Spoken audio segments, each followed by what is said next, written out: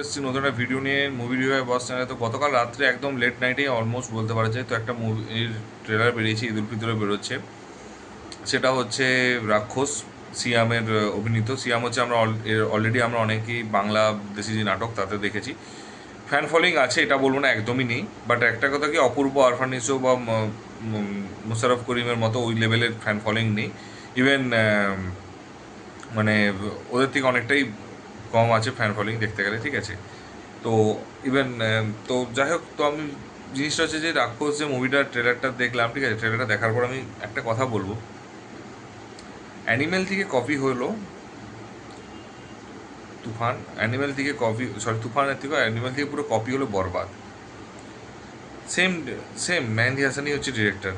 আবার বরবাদের আর একটা একই একই ডিরেক্টরকে নিয়ে বা একই ইন্ডাস্ট্রিতে তুমি আরও একটা মুভি বের করলে, সেটা হচ্ছে সিয়ামকে দিয়ে, এবং মানে সাকিব খানের থেকে হচ্ছে লো পপুলারিটির একটা মানুষকে নিয়ে। কেন, কীভাবে, কেন করে আমি জানি না। এবং তার সাথে তো আমি সিরিয়াসলি প্রিন্সও দেখতে পাচ্ছি, মানে প্রিন্সও সেম জিনিস। মানে ভাই একই টাইপের জিনিস করে আমি জানি না কী দাবি। এবং সিয়ামকে আমি একটা কথা বলি, সিয়ামের কিন্তু খুব সুন্দর রোমান্টিক জনারে খুব সুন্দর সুন্দর আমরা মুভি নাটক দেখেছি, খুবই সুন্দর নাটক দেখেছি। স্পেশালি আমার প্রথম ওর ফ্যান হয়েছিলাম একটা নাটক দেখে, একটা বৃষ্টির ইয়েতেও দেখা করতে এসেছিলো ফ্যানটা খেতে খেতে। তখন বলছে আমাকে জোর করে মেয়েটা মা পাঠিয়েছে দেখা করতে। সে বলে হ্যাঁ আমাকেও পাঠিয়েছে এবং যার সাথে যার বউ 3 মাস না 6 মাস থাকতে পারেনি তার জন্য। তো তখন বলছে হ্যাঁ সে তো নিশ্চয়ই আমি খারাপ হবই। তারপরে সে পুরো যখন স্টোরিটা বললো, তখন মেয়েটা তার প্রেমে পড়লো। তো এইরকম টাইপের সিনটা দেখেছি। এবং তাকে তো একদম সিরিয়াসলি চুল এক লুক অ্যান্ড ফিল পুরো অ্যানিমেলের চিপ ভার্সন ছিল হচ্ছে মানে কী বলো, অ্যানিমেল চিপ ভার্সন ছিল হচ্ছে বরবাদ। তারপর তারও আলট্রা চিপ ভার্সন হচ্ছে চলে এলো সিয়ামের রাক্ষস।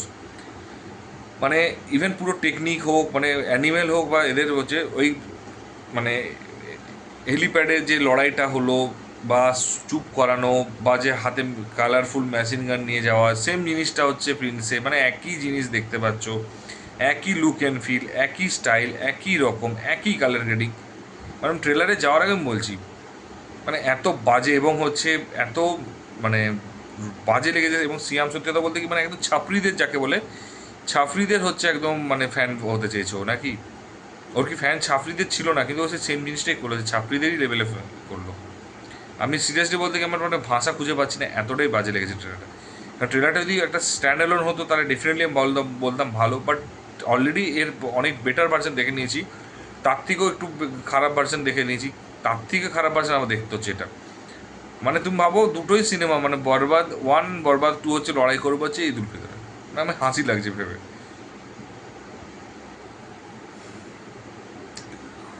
ভাষা খুঁজে পাচ্ছি না সিরিয়াসলি বলছি। মানে মানে মুখে কোনো ভাষা নেই আমার বেসিক্যালি। যাই হোক, তো ফার্স্টে আমি বলবো যে ট্রেলারটা শুরু হচ্ছে এরকমভাবে অ্যাকশন দিয়ে শুরু হয়েছে। এখানেও সেই একই জিনিস প্রেম, ওখানেও সে একই জিনিস যে মেয়ে হচ্ছে ধোকা দিচ্ছে, তার সাথে শুয়ে পড়বো। এখানেও সেম জিনিসই দেখতে পাচ্ছি। সুস্মিতা চ্যাটার্জি রয়েছে,